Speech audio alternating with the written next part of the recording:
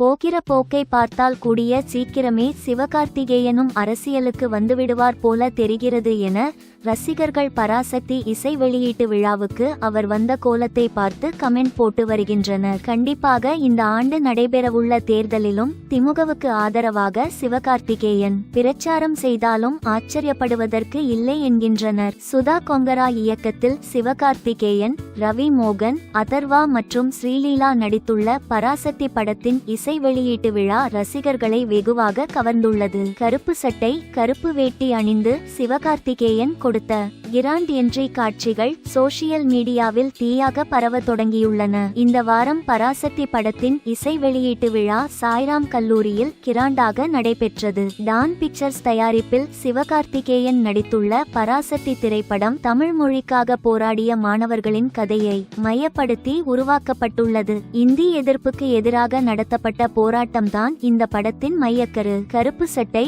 கருப்பு வேட்டியில் சிவகார்த்திகேயன் பராசக்தி படத்தின் ஆடியோ வெளியீட்டு விழா மேடைக்கு வரும்போது ஒட்டுமொத்த அரங்கமே அதிர்ந்தது. சிவகார்த்திகேயன் ரசிகர்கள் திராவிட தலைவன் என்றே சிவகார்த்திகேயனை சோஷியல் மீடியாவில் அழைக்க ஆரம்பித்துவிட்டனர். பராசக்தி படம் தமிழ் சினிமாவில் இந்த பொங்கலுக்கு மிகப்பெரிய அதிர்வலையை ஏற்படுத்தும் என எதிர்பார்க்கப்படுகிறது.